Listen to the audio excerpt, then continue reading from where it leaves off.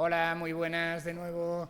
Disculpad de verdad por el pequeño retraso, que bueno, la televisión manda y ya que vienen pues les atendemos como está mandado. Como os comentábamos en la presentación, tenemos el lujo de que Andrea Giraldez, que hemos puesto Universidad de Valladolid, pero no, está en la Universidad de Cambridge, antes estuviste en la de Valladolid, lógicamente, esté de nuevo en este encuentro por tercera ocasión, si no me equivoco, y simplemente por dar unas pinceladas de su trayectoria, que seguro que la conocéis ampliamente.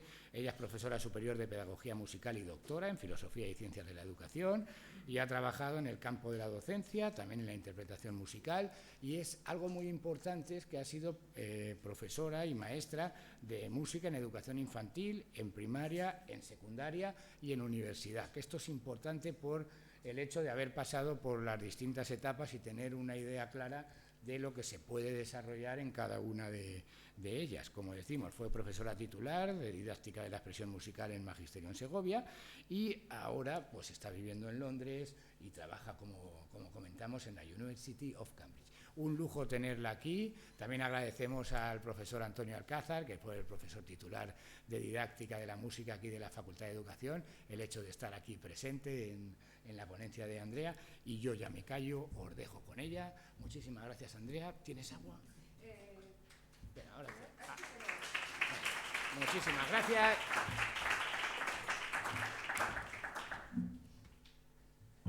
Buenos días a todos y a todas. Muchas gracias por estar aquí.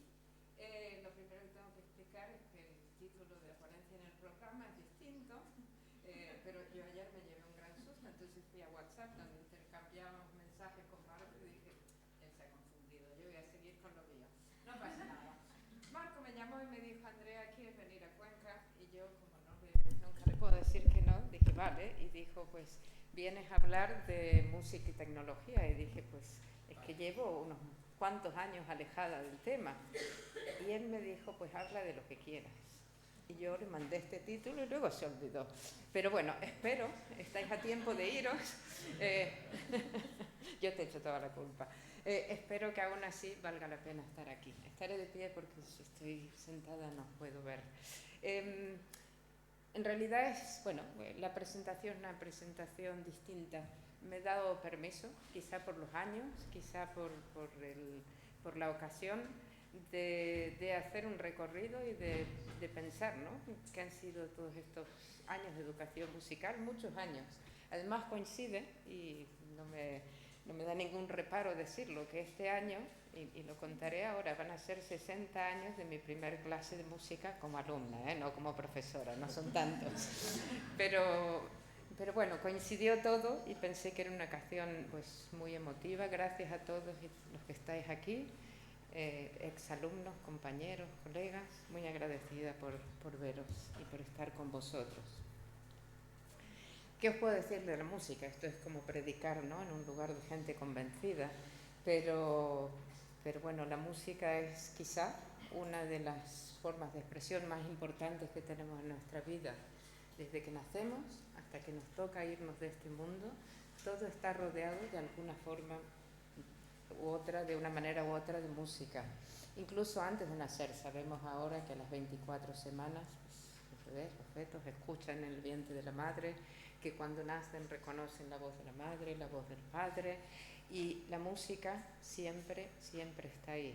Si pensáis e intentáis recordar momentos claves, importantes de vuestra vida, seguramente habrá una banda sonora para acompañarlas. ¿Cuántas veces de repente vamos por la calle, entramos a un bar y suena una música y nos transporta inmediatamente a un momento único y especial en nuestras vidas? Y la música siempre está ahí. La educación musical no, pero ya veremos qué es lo que hacemos con esto. Es tan potente el poder de la música que hay muchísimas investigaciones que muestran cómo es lo último que nuestra memoria pierde, incluso pues en casos de demencia, en gente con Alzheimer, en casos no me sale la palabra, bueno, en casos de problemas cerebrales, ¿no?, donde ictus, por ejemplo, sí. La música sigue ahí. Hay investigaciones que muestran como cuando las personas ya no recuerdan prácticamente nada, siguen recordando la música. Hay investigaciones que demuestran que con algunos daños cerebrales muchos músicos pueden seguir tocando y sin embargo no pueden hacer otras cosas. Para mí sigue siendo un misterio maravilloso. Creo que esto hace un poquito de ruido, lo voy a mover, que debemos celebrar. Pero alguien me preguntaba antes, estaban haciendo una entrevista, ¿no? Y me decían que, pues, bueno, que si escuchábamos mucha música. Y yo decía, bueno, escuchábamos, pero no hacemos tanta música como deberíamos, como antes. Mi querido amigo, colega Eliseo Parra, con el que, pues, bueno, muchas veces compartíamos escenario y otras veces compartíamos conversaciones o venía a dar cursos, y me acuerdo que siempre daba una charla que era el placer de cantar. Y Eliseo hablaba de cómo antiguamente en los pueblos la gente cantaba, las mujeres cantaban cuando hacían sus labores, los niños cantaban, y esto se ha ido perdiendo con el tiempo, se ha ido perdiendo especialmente en las ciudades. Cada vez cantamos menos, e incluso, pues bueno, le ponemos al niño, ¿cómo se llamaban estos vídeos tan famosos hace 20 años cuando yo tuve hijos? ¿El cantaniño era? Cantajuegos. Era más fácil poner el cantajuegos en la televisión que cantar con ellos. Y yo sé que los tiempos cambian y que las tecnologías mandan muchas cosas, pero cantar es una forma de hacer música que es irreemplazable y que podemos recuperar en las escuelas de una manera muy fácil y que podemos recuperar en la vida. Hay muchísimas investigaciones que muestran además los efectos positivos de cantar, los efectos psicológicos y físicos que cantar tiene para las personas. Y os decía que me iba a tomar la licencia hoy, pues espero que no os parezca mal, pero de hacer un recorrido de estos 60 años de educación musical, porque creo que a veces las experiencias de vida nos marcan para bien o para mal. Y en mi caso tuve la fortuna de que fuera para bien. La primera vez que fui a una escuela, se llamaba la Escuela de Niños Músicos, era lo que hoy llamaríamos una escuela infantil. En aquella época ningún niño iba a la escuela a los 3 años. Mi madre decidió que yo sí. Y ahí fui a esa escuela infantil que había inaugurado el maestro Herbert Dill, un inmigrante alemán que había ido primero a Uruguay y luego a Argentina, donde yo nací, porque mis padres también eran inmigrantes. Y en la Escuela de Niños Músicos yo recuerdo que jugábamos, cantábamos y jugábamos y cantábamos y así íbamos aprendiendo. Cuando cumplí 5 años, el maestro Herbert Dill abrió con la ayuda del gobierno una escuela pública que era la Escuela de Niños Cantores de Córdoba.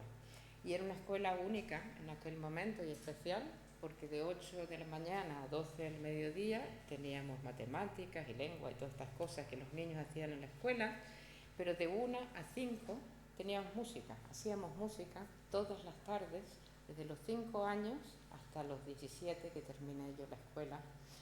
Mis compañeros tenían 18, yo iba un poquito acelerada. Todas las tardes de 1 a 5 hacíamos música. Como era una escuela pública y una escuela pobre, no podíamos aprender a tocar instrumentos porque no había para todos, entonces cantábamos. Había coros, muchos coros, y íbamos pasando de uno a otro, y como aprendíamos bastante en la escuela, si queríamos aprender un instrumento, nos daban permiso para ir al conservatorio como un extra y aprender un instrumento, pero no teníamos que hacer las clases de solfeo y todas estas cosas que hacían los alumnos de ahí. ¿Qué me enseñó esta experiencia y cómo marcó luego mi vida como profesor de música? Me enseñó que se aprendía música haciendo música, que aprender música era una experiencia placentera, que era una experiencia divertida y que era una experiencia positiva y que aprendíamos de forma natural, de la misma manera que aprendíamos a hablar y a hacer tantas otras cosas. Por cierto, si queréis saber quién soy, es la niña con la cabeza para allí, que no sé por qué siempre este gesto, desde pequeña, todavía lo mantengo. Bueno, cuando terminé la escuela, pues bueno, había muchas opciones y decidí estudiar música también en la universidad. Tuve que pasar por el trance de que todos decían, ¿qué vas a estudiar? Yo decía, música. ¿Y qué más? Decía, música. Pero bueno, pasé el trance, estudié educación musical y a los 22 años decidí recorrer el camino inverso de mi padre y volví primero a Barcelona y ahí tuve la suerte de llegar, y yo soy una mujer afortunada, pero bueno, la suerte de llegar y empezar a trabajar en una escuela de educación primaria, el Centro Público Les Corts, y ahí daba clases de música y bueno, fui aprendiendo a cómo relacionarme con los niños, cómo dar clases desde lo que yo creía que debía ser una clase de música y que sin ningún ánimo de criticar, es lo que hay, pero cuando yo llegué aquí la educación musical seguía siendo muy tradicional y alguna gente miraba como diciendo qué es lo que hace Andrea, pero bueno, yo seguía fiel a mis convicciones. Años más tarde, en esta foto, pues, me fui a Madrid en el año 89 y empecé a trabajar en escuelas infantiles, que en realidad había sido mi origen, y me dieron una clase de niños de 5 años. Pero esta mente curiosa, yo un día dije, ¿y por qué no puedo dar clase a los de 4? Y otro día dije, a los de 3, y ya me miraban como diciendo, bueno, Andrea, te estás pasando. Y otro día dije, ¿por qué no a los de 2? Y así fuimos bajando hasta que, pues, en estas 2 escuelas infantiles en las que trabajábamos, hacíamos música desde los bebés hasta los niños de 5. Aquí estamos cantando alguna canción de piratas y por ahí se ve todavía algún pañal. Pero fueron unos años muy bonitos de descubrir otras maneras de hacer música y de descubrir cómo trabajar con niños a estas edades. Y como no había que esperar, ¿no? Como los niños no tenían que crecer para hacer música, era estar con ellos, cantar con ellos y hacer música con ellos. Las fotos están muy bien, pero bueno. Año 92, ya voy avanzando. Tuve la fortuna, yo quería publicar un libro, no me acuerdo de qué había escrito, un libro de didáctica de la música, entonces iba de editorial en editorial y todos me decían que no, nadie me conocía, pero yo seguí insistiendo, no sé si fui a 10, 15, hasta que un día me llamaron por teléfono de la editorial Acal y me dijeron, pues puedes venir mañana. Yo pensaba que iba a hablar de mi libro. Y ahí me sentó don Ramón Acal, no sé si alguien le conoce, un señor con una gorra, muy comprometido con la vida, con la política, y me dijo, el libro pues de momento no me interesa, pero puedes escribir libros de texto. Yo nunca me había planteado, pero me acuerdo que en esa conversación le dije, bueno, sí, pero si me dejas escribir lo que yo quiera. Y él dijo, claro, por eso te lo ofrezco. Y si alguien mira y se detiene, fueron los primeros libros de texto de música en secundaria en aquella época. Empezaba la LOCSE y estábamos todos entusiasmados con la LOCSE. Los primeros libros de texto donde no hubo historia de la música, donde pues igual había una canción de folk, que hablábamos de jazz o de música contemporánea o de lo que fuera, pero en algún sentido se rompió aquella tradición, porque también la LOC se lo permitía, de que la música en la secundaria no tenía por qué ser historia de la música y que podía transformarse en una oportunidad pues, para tocar con los alumnos. ¿Volvería a escribir libros de texto? No lo sé. Cuando miro atrás y pienso, creo que ayudaron a mucha gente, ayudaron a romper eso. Cuando lo pienso digo, pues a lo mejor no, o a lo mejor haría otra cosa, pero bueno, en su momento fue una contribución y ahí descubrí lo que me gustaba escribir. Podía pasar horas escribiendo, pero me gustaba tanto como hacer música y entonces cada vez que alguien me proponía escribir un libro, pues ahí estaba. El que veis a la izquierda, Internet y Educación Musical, fue mi tesis doctoral, que la terminé en el año 2001, empecé en el 96, yo siempre metiéndome en aquellos líos, ¿no? En vez de investigar sobre algo ya que estaba visto, yo quise investigar sobre qué significaba Internet para la educación musical, pero Internet era un módem de 14.4 al principio, luego avanzamos, era 36.6, igual no sabéis de lo que hablo, pero de lo que hablo era que uno se sentaba y una página web podía tardar 1 hora en bajar. Pero aún así yo quise averiguar lo que era y bueno, pues ahí empezó el interés por la música y las tecnologías, un interés que siguió pues durante muchos años. lo que era también el año 92, Antonio Alcázar decidió venirse a Cuenca y la Universidad Autónoma de Madrid pues sacó una plaza para un profesor de música y ahí me presenté yo y entonces terminé dando clases en Segovia, donde pues Antonio había dejado un gran legado, difícil de, bueno, de tomar el relevo, pero ahí terminé yo. Segovia pertenecía a la Universidad Autónoma y así empecé a dar clases en facultades de educación. En aquella época eran magisterios, por ahí hay algún alumno, alumna todavía de aquella época y fue una experiencia nueva. El mismo año en realidad había sacado las oposiciones para una plaza de secundaria de profesora de música y me encontré entre dos cosas, o la plaza fija de funcionario o el contrato de asociado en la autónoma que no prometía nada. Me acuerdo que tuve una conversación con mi amiga y colega Maravillas Díaz y me dijo: Andrea, si vas magisterio ayudarás a mucha más gente, si vas secundaria pues ayudarás a los que te toquen ese año, pero será distinto. Y yo me fui a magisterio y no me arrepiento. Fue una de las experiencias más bonitas y una oportunidad de formar a cientos y a cientos de alumnos en educación musical, y ahí iba yo con mis ideas de lo que debía ser la educación musical. Me acuerdo que los primeros 6 meses me tocó dar una clase de lenguaje musical y pues yo daba mis clases y un compañero que lamentablemente falleció, pero que Antonio recordará, Miguel Ángel Martín Lladó, vino muy nerviosa a los 3 meses y me dijo: Andrea, yo no entiendo qué estás haciendo, pero yo el próximo cuatrimestre empiezo a dar mis clases y yo necesito que los alumnos lean música, porque él no veía a los alumnos salir con la partitura en la mano. ¿No? Que tú tranquilo. Y efectivamente a los 6 meses los alumnos fueron con él y no solo leían música, sino que leían a primera vista, que era la única forma de leer música que yo alguna vez había considerado. ¿Qué habíamos hecho esos 6 meses? Simplemente pues hacer música juntos. Eran clases complejas y diversas porque teníamos alumnos que nunca, o sea, algunos ni siquiera habían tenido música en la escuela porque la generación LOC se vino más tarde, y otros eran músicos que estudiaban en conservatorio, todos se sentaban juntos y teníamos que pensar cómo hacerlo.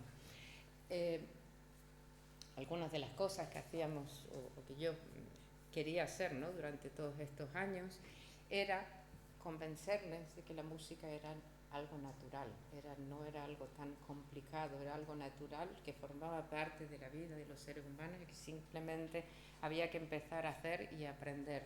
Y una cosa que hacíamos pues todos los meses, una vez al mes, era que alguien tenía que pensar qué sabía él o ella de música y lo enseñaba a sus compañeros. En esta clase era un alumno canario, yo no sé qué hacía el canario viviendo en Segovia, pero ahí le teníamos pasando frío, en esa época hacía frío además, enseñando a todos a bailar salsa, y otros enseñaban a tocar algo que sabían o hacer otra cosa, pero fueron años muy felices de Segovia. Quien esté aquí de Segovia reconocerá el aula porque fue el mismo durante muchos años, formando muchos maestros, espero yo, con esta idea de que se aprendía música disfrutando y haciendo música, no había otra forma de aprenderlo. Ups, se dio vuelta una foto, esto que hemos pasado del ordenador a Google, pero bueno, os lo imagináis. En esos mismos años tuve la fortuna de que la Organización de Estados Iberoamericanos me invitara a coordinar un programa de educación artística, cultura y ciudadanía, y ahí el espectro de la música se amplió a trabajar con muchos colegas que trabajaban en artes visuales, en cine, en otras áreas del arte, y hacíamos muchas experiencias de arte participativo. Aquí estamos en Chile, en Talca, después de un terremoto terrible que hubo donde muchos niños habían perdido a sus padres y a sus familias, y con este hombre italiano que era cineasta, pues bueno, ellos recreaban sus historias y sus ilusiones, pues, grababan estos vídeos y yo les ayudaba a poner la música. Pero durante esos años, pues muchísimos proyectos en Latinoamérica a los que yo le debo tanto, porque aprendí mucho, la cantidad de cosas que pasan en Latinoamérica es increíble. Y bueno, tuve la fortuna de que todos los meses iba de un lado para el otro y disfrutaba de aquello.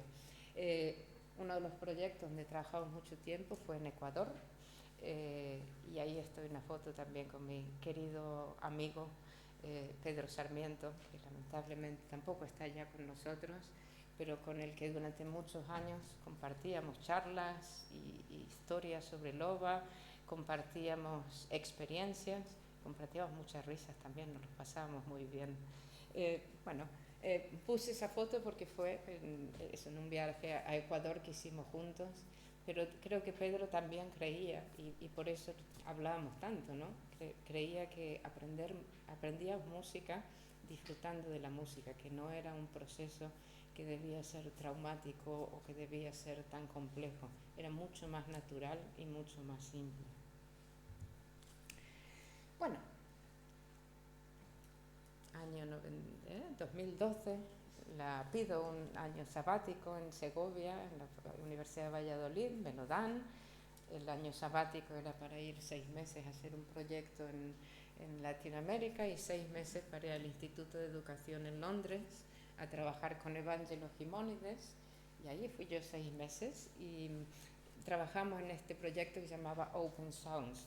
Open Sounds era una plataforma, ya no existe, pero era una plataforma de composición colaborativa, donde yo, por ejemplo, pues creaba una melodía, pero mis limitaciones o por lo que fuera, solo podía hacer eso, lo subía a la plataforma y pedía a alguien quien puede pues crear pues la armonía o crear un bajo, añadir la percusión, y cada uno utilizábamos cosas sencillas como GarageBand, pero cada uno iba grabando sus pistas y luego aquella música iba creciendo.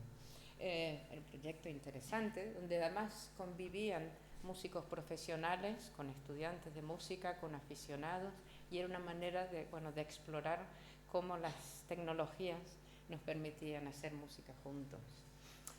Ahí empezó quizá el problema, no lo sé. Yo había estudiado psicología pues, durante muchos años, pero nunca había terminado, y Evangelos y Graham Wells, que trabajan en el Instituto de Educación, pues daban muchas clases de psicología, y yo, pues la curiosidad me pudo y dije, pues voy a estudiar un poquito más, y entonces empecé a estudiar y me apunté en un máster de psicología en Londres, y los 6 meses se han hecho ahora 12 años, pero bueno, ahí estamos. Ahí, de alguna manera, pues no se terminó, pero hubo una pausa en mi trabajo en educación musical, porque estaba tan metido en lo que hacía en psicología. Había empezado a trabajar en proyectos de psicología positiva y me contrataron en la Universidad de East London para dirigir un máster de psicología positiva aplicada, que hubo unos años donde yo me lo seguía pasando muy bien. Ya veis que enseñar y trabajar con alumnos es parte de mi propio bienestar, pero yo decía, ¿y dónde se quedó la música? Hasta que un día, hace ya bastantes años, descubrí cómo podía traer los dos mundos juntos. Y desde entonces empecé a hacer investigación en artes y bienestar psicológico, música y bienestar psicológico, y cómo la música puede influir en la vida de las personas. Termina aquí la historia. Hace pocos meses me ofrecieron un trabajo similar en la Universidad de Cambridge, y yo dije, ¿por qué no? Y bueno, y ahí estoy otra vez trabajando con alumnos, pero haciendo eso, investigaciones. Estamos escribiendo un handbook, un manual de artes y estética cotidiana y bienestar psicológico, entendiendo no solamente en la música, pero en cualquier forma de arte, que todos estamos involucrados con el arte de alguna forma en nuestra vida cotidiana, y que podemos participar, y cuál es el impacto que eso tiene en las vidas de las personas. Porque al final del día, bueno, quizá a esta altura de mi vida lo que me interesa es pensar cómo ayudar a otros a que puedan tener una vida mejor. Psicología positiva tiene muy mala prensa, pero bueno, yo terminé trabajando en ello porque me interesó. Tiene mala prensa porque hay una parte comercial que lo arruina todo. Pero en realidad la psicología positiva no es más que el estudio científico de lo que hace que esta vida merezca ser vivida. Y bueno, es estudiamos, ¿no?, distintos tipos de actividades y que las personas pueden hacer para tener una vida mejor. Se centra en el bienestar, en la satisfacción y en la habilidad de florecer día a día. Por supuesto, con el background de educación, yo empecé estudiando psicología positiva, me ofrecieron ese puesto y estaba siempre muy interesada en una rama de la psicología positiva que se llama educación positiva. El nombre de positivo no es el más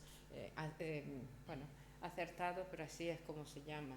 Y Martin Seligman, uno de los el padre, yo diría, de la psicología positiva, él siempre dice que las escuelas deberían priorizar el bienestar, enseñando a los estudiantes a desarrollar estrategias que les permitan florecer.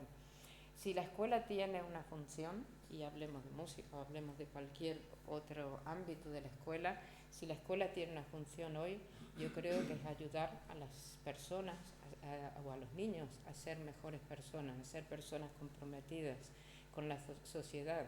Vivimos en tiempos muy, muy, muy, muy complejos, desde cambio climático hasta las cuestiones políticas en las que no voy a entrar, pero si algo necesitamos es gente comprometida, es niños y niñas que aprendan desde muy pequeños a ser solidarios, a convivir de otra manera. Y ahora empezaré a hablar de música también, no solo de mi historia, y veremos cómo la música puede contribuir a ello. La educación musical, además de ser algo placentero y divertido, tiene un compromiso social, tiene un compromiso político, y por eso los educadores musicales debemos seguir insistiendo en que la música y cierta manera de hacer música es importante en la escuela.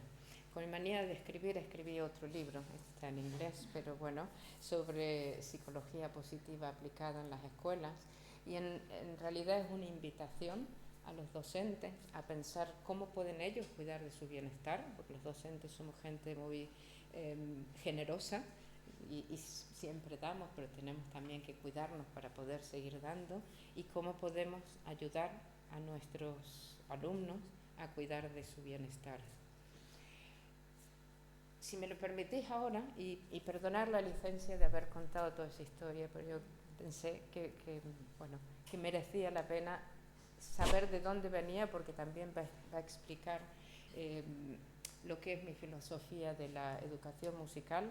También porque, como diría mi amiga y ex compañera de casi 20 y tantos años en Segovia, María de la O. Cortón, siempre decía: Andrea, tú eres muy modesta, eres asquerosamente modesta, porque yo siempre iba por la vida haciendo y no diciendo.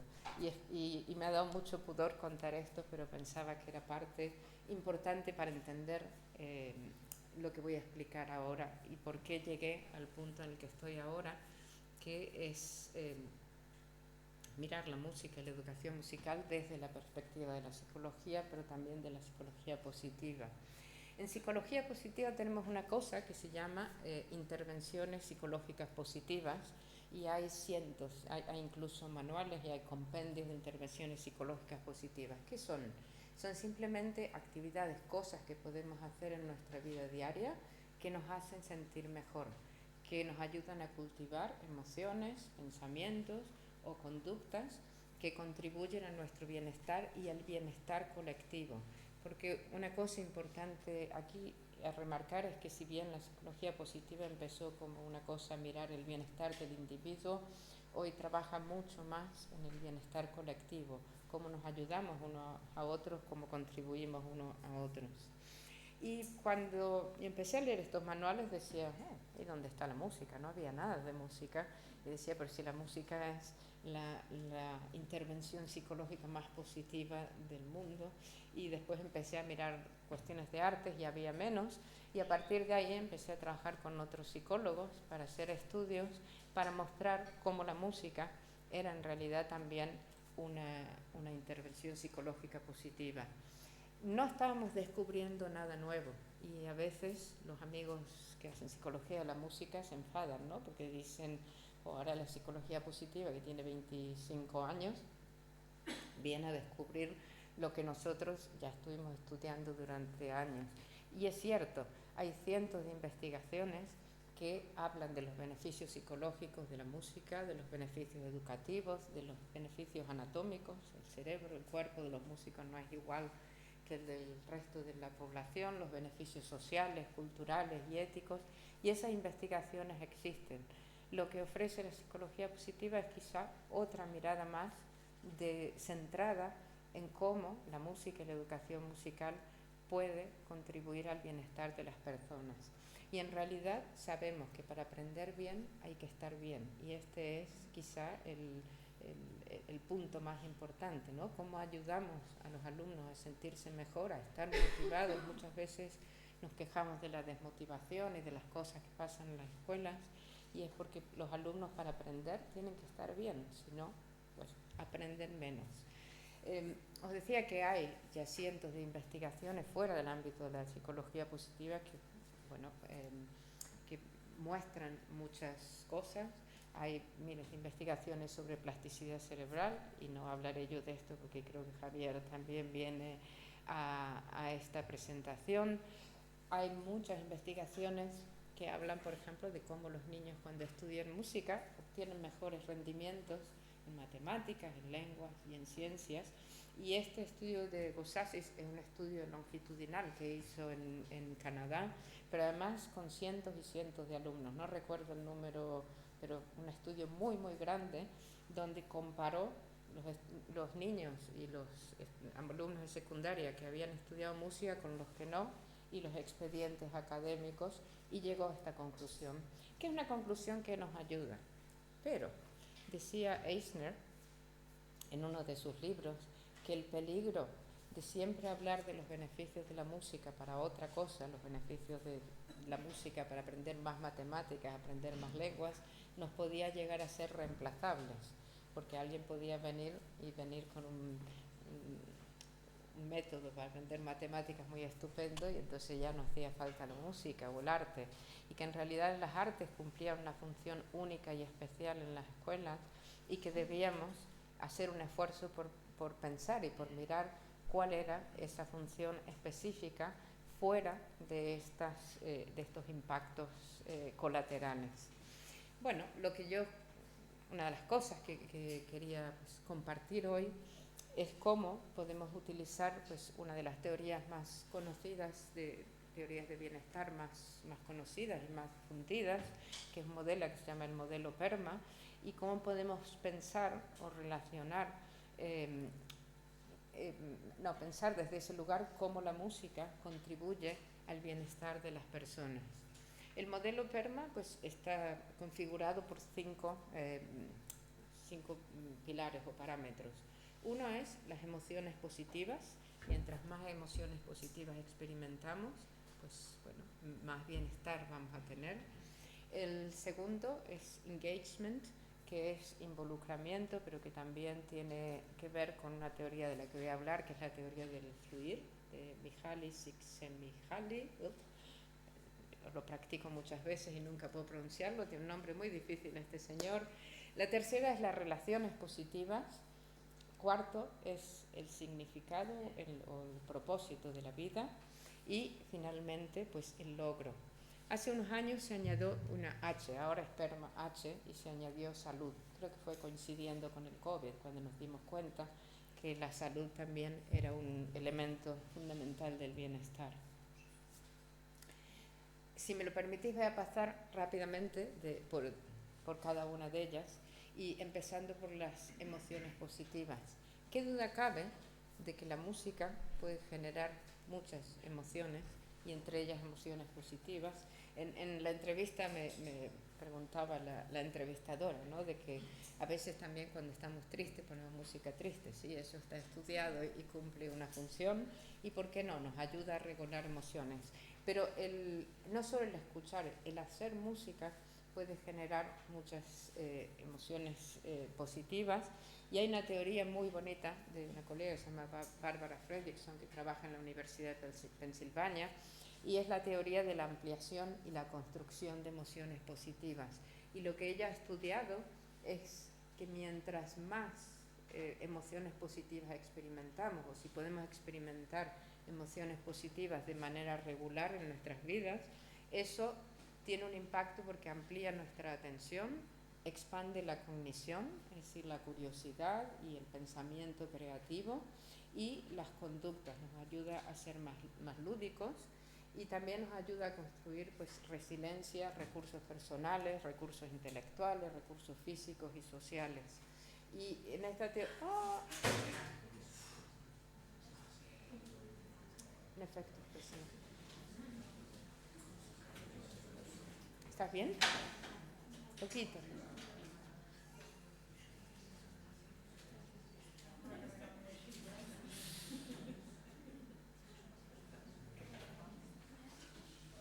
¿Necesitas algo? ¿Seguro? Bueno. Sí. Algo inesperado. Está bien. Que en esta teoría nos muestra, ¿no?, como si podemos de alguna manera todos experimentar más emociones positivas, pues va a tener un efecto o un impacto positivo en nuestras vidas. Y qué duda cabe, como decía antes, ¿no?, que la posibilidad de hacer música juntos, de cantar, de tocar, algunas veces de escuchar, ¿no?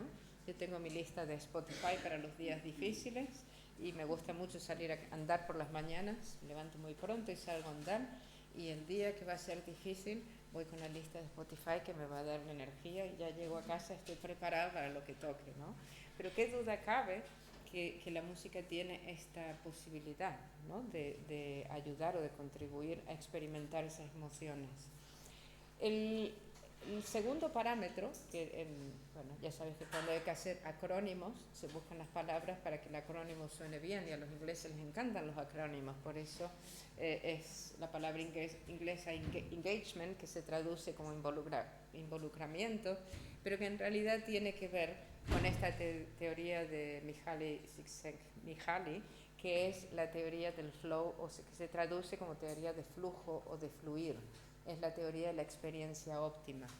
Csikszentmihalyi hizo cientos de investigaciones con músicos, en realidad, porque el fluir es aquel momento en el que estamos tan metidos en algo que el resto del mundo desaparece.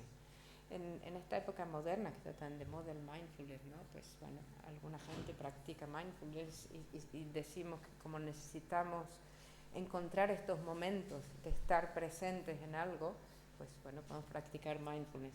Yo en realidad hay un curso de mindfulness de 8 semanas muy estructurado, y aquello no era lo mío. A mí las ideas eran tantas que decían dejarlas pasar, pero aquello era...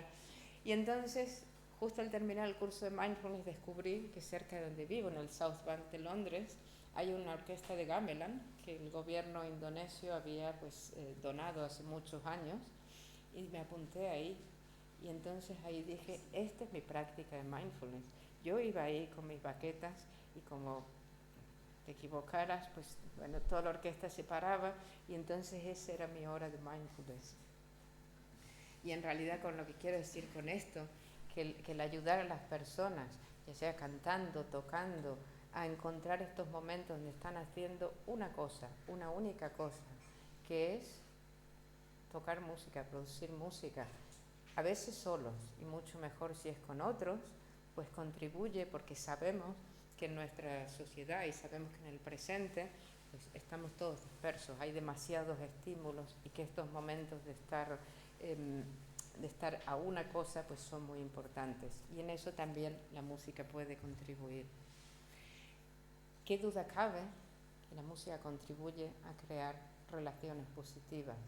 Y qué duda cabe que vivimos en un mundo cada vez más individualista, donde pues, bueno, vemos cosas que pensábamos que nunca íbamos a volver a ver, sobre todo los que hemos vivido muchas inmigraciones y dictaduras y cosas que no nos gustaría ver, pero yo sigo pensando que todavía podemos hacer algo, y que podemos hacer, a través de la música, podemos propiciar estos espacios donde la gente viene para hacer algo juntos, para crear algo juntos.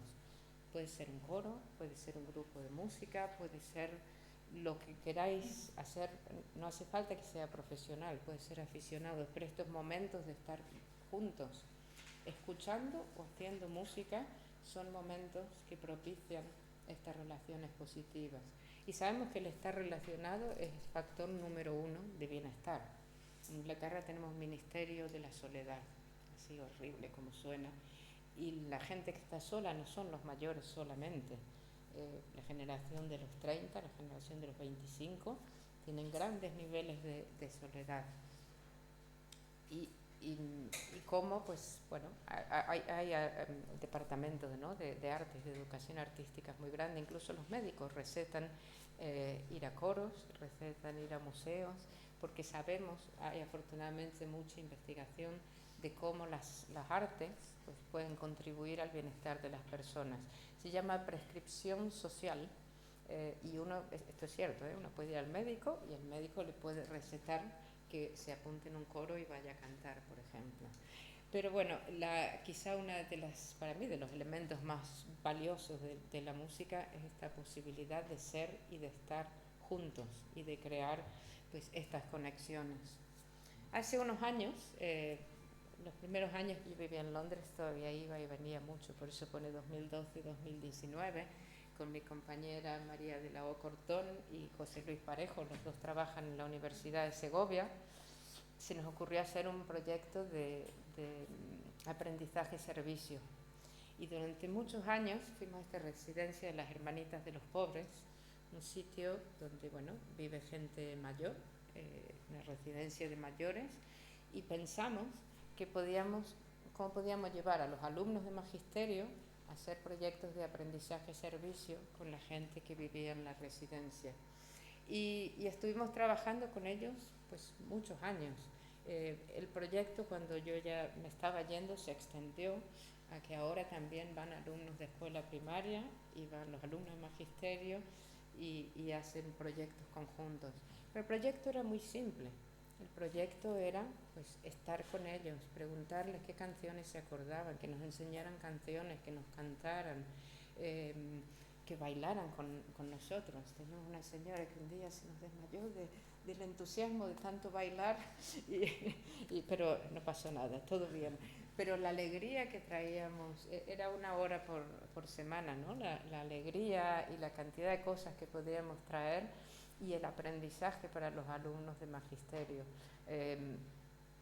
Me acuerdo de algún alumno que protestó y dijo: yo quiero aprender a cómo trabajar con niños. Y yo dije: pues tú aprende a cómo trabajar con gente y lo de los niños ya vendrá, porque en esa época no había niños.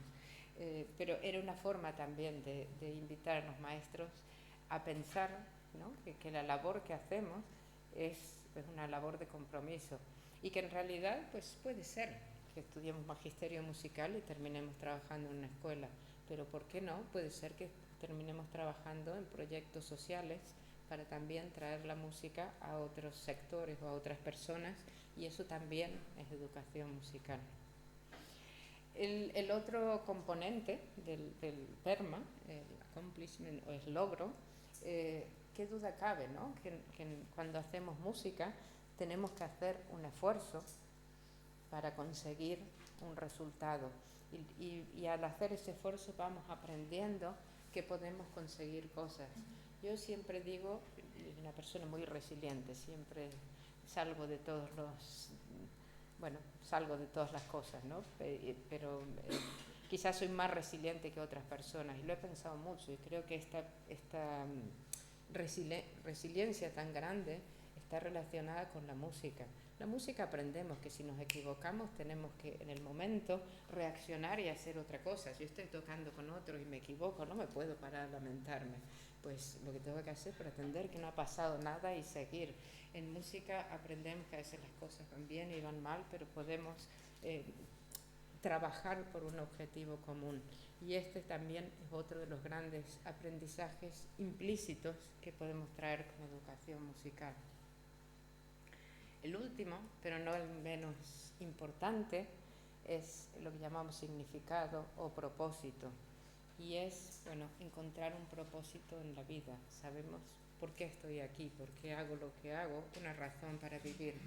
Me acuerdo hace muchos años en República Dominicana, una consultoría muy extraña para la que me habían llevado, pero yo tenía que ir a todas las escuelas de música y de danza. Me acuerdo aquella conversación en la escuela de danza, donde un profesor me decía: Andrea, cuando estos chicos están aquí, no están robando. Cuando se pasan 12 horas con nosotros haciendo puntillas y están haciendo algo que les da sentido a su vida. Y cuánta razón tenía, cuánta razón tenía. La música puede traer, ¿no?, ese sentido de tener una razón para ser y para existir a muchas personas. Creo que esta foto es del proyecto de Paraguay, el de música de la basura, pero cuántos proyectos hay, y esa fue una de las tantas cosas que aprendí en Latinoamérica. Creo que también lo aprendí en mi escuela, ¿no?, de que para hacer música no necesitabas muchos recursos, que no era un problema de dinero, que cuando los políticos dicen que hay que recortar en las artes porque no hay financiación, no es un problema de dinero, no necesitamos mucho, solamente necesitamos estar y tener algunas cosas. Yo durante muchos años, si no había instrumentos, no pasaba nada, porque había sillas, había mesas, siempre podíamos hacer algo, y podíamos hacer una música que fuera, pues, bueno, de buena calidad para todos. Pero bueno, esa es quizá otra razón por la que debemos seguir enseñando y haciendo música, porque da propósito y significado a nuestras vidas. Como decía al principio, no sé ni cómo voy de hora, pero espero que vaya bien, Marco. Ya voy terminando. Como decía al principio, la música nos acompaña desde antes de nacer hasta que nos vamos de este mundo. Siempre hay algo de música.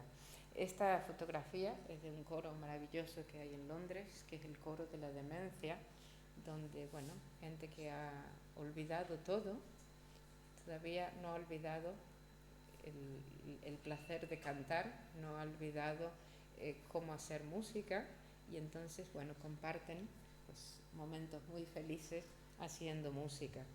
Otros proyectos, este es de mi colega, compañero Evangelos Simónides, a quien yo respeto mucho, un grande de la educación musical. Evangelos es de formación, es tecnólogo, se dice, bueno, ingeniero informático, por decirlo de alguna manera. Y después de eso fue músico, y entonces está muy interesado en cómo las tecnologías pueden beneficiar de distintas maneras a la educación musical. Y tiene este proyecto que es maravilloso, que es para gente que ha tenido una laringeotomía, y él también es director de coros, y entonces en este proyecto pues hacen beatboxing con el micrófono, van produciendo los sonidos y van de alguna manera sintiendo. Algunos de ellos han sido músicos, otros no, pero es otra manera de estar juntos y de hacer música juntos, que es realmente maravillosa y admirable. Y ya para terminar, quizá, pues bueno, con la declaración de intenciones, con la declaración de creencias, de convicciones. Este fue otro proyecto muy, muy grande que se hizo con el Instituto de Educación, que se llamaba Cada niño un músico. En el Reino Unido, igual que pasa aquí y que pasa en tantos otros países, las artes siempre están amenazadas. Es decir, si hay que recortar algo, tenemos que ahorrar dinero, vamos a ahorrar en las artes. Y lo que no alcanzan a ver los políticos es que ese ahorro sale muy caro, porque en realidad las artes no son solamente la posibilidad de aprender música, aprender artes en las escuelas. Tienen, y eso es lo que he intentado explicar hoy, un impacto mucho, mucho mayor, que va mucho más allá de aprender una técnica o aprender una destreza o del aprendizaje cultural. Tiene un impacto mucho mayor. Y en este proyecto también se hacía, pues bueno, con profesores y voluntarios, pero el propósito era llevar de alguna manera la música a todas las escuelas. Algunas eran cantando, otras eran tocando instrumentos. Como decía al principio, los beneficios de la educación musical pues están más que estudiados.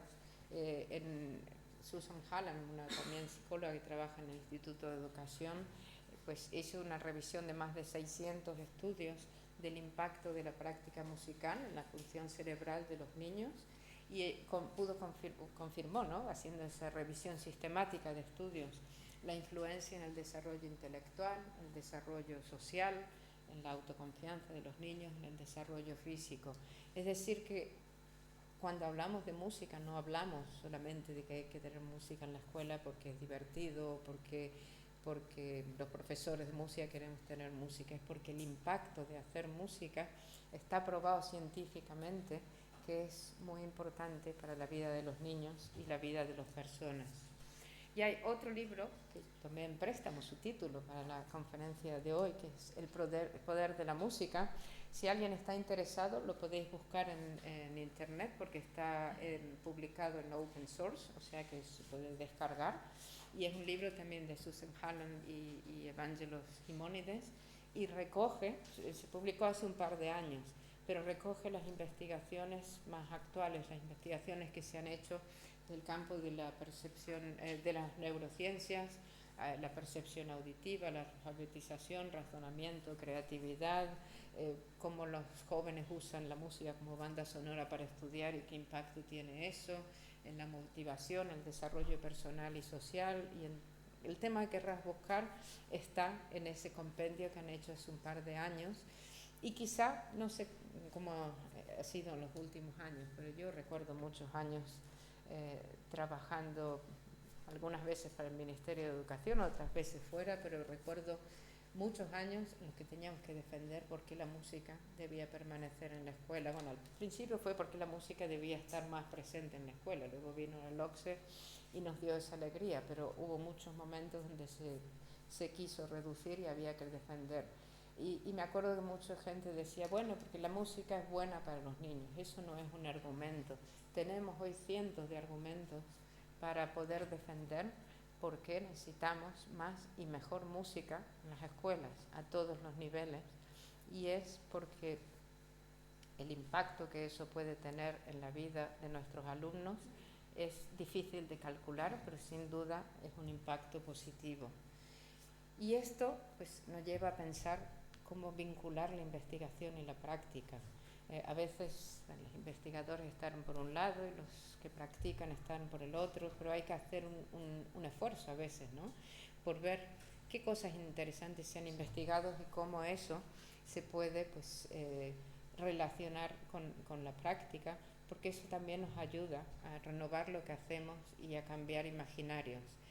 Esta idea, ¿no?, de aprender música haciendo música es muy aceptada por muchos, y yo sé que hay muchos colegas sentados aquí que enseñan y trabajan de esa forma, pero no es aceptada por todos.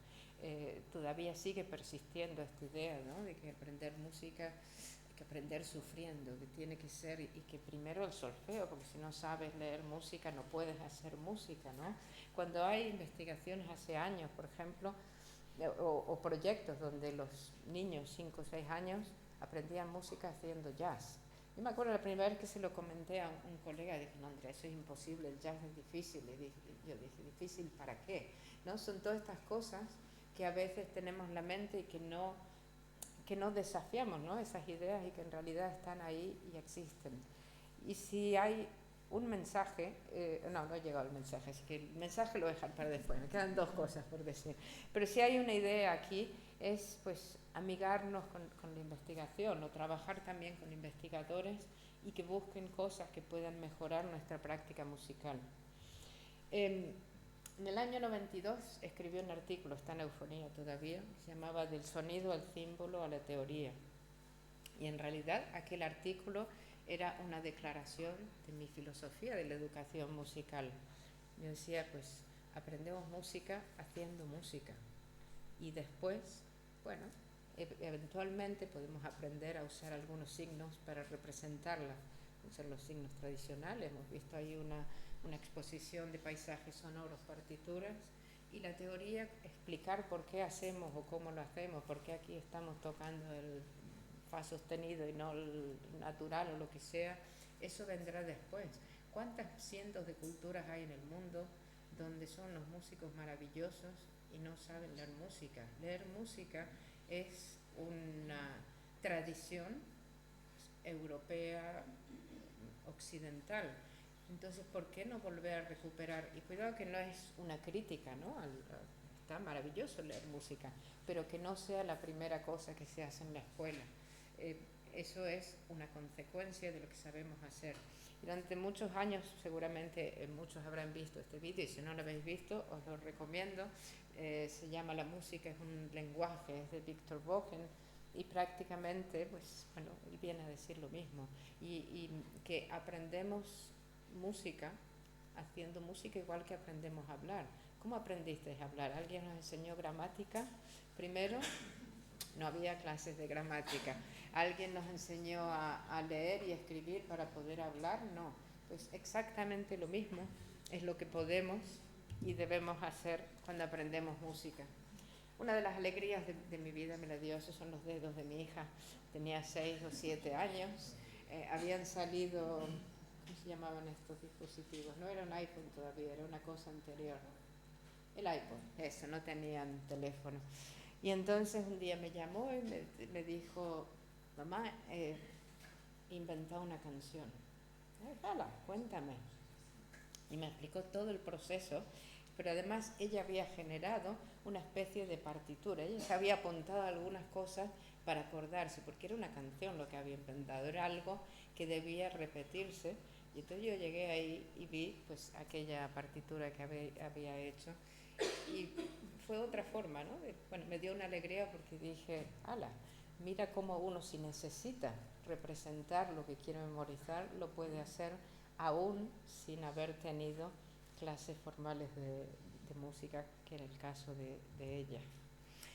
Ahora sí, el último mensaje. Y bueno, pues podría haber buscado en mis libros algo que he dicho alguna vez, pero decidí pues quedarme con esta cita de Susan Hallam. Pero vienen muchas personas a la mente, porque como dije al principio, yo os he contado pues, mi recorrido, pero mi recorrido en realidad es un recorrido donde tuve la fortuna de compartirlo con mucha gente, con muchos colegas muy, muy queridos, con los que compartimos pues, horas de conversaciones y horas de discusiones. Quizá mi gran maestra también fue Silvia Malbrán, me parece que todos se han ido, pero bueno.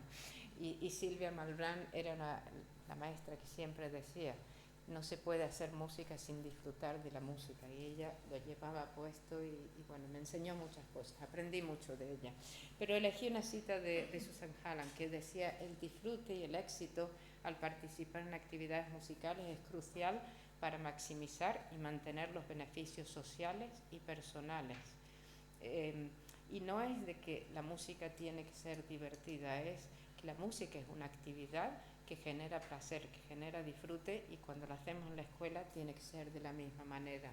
La calidad de la enseñanza también es crítica, puesto que algunas prácticas educativas pueden tener efectos negativos, y esto todos lo sabemos. Si hay un compromiso que tenemos que tener con la educación musical, es que ningún niño salga de la escuela o de la clase de música diciendo que odiaba la música. Y para esto también hay estudios. En Inglaterra hay un estudio que muestra que la música es la asignatura preferida en primaria, pero la más odiada en secundaria. Así que si hay un profesor de secundaria aquí, un recordatorio, que ningún alumno se vaya de la escuela pensando que la clase de música fue lo peor que tuvo, que todos se vayan pensando que aquello fue lo mejor, porque fue donde aprendieron a ser, a estar, a convivir con otros y aprender pues, bueno, una serie de cosas maravillosas. Muchas gracias a todos y espero que haya valido la pena pues, pasar ese tiempo juntos.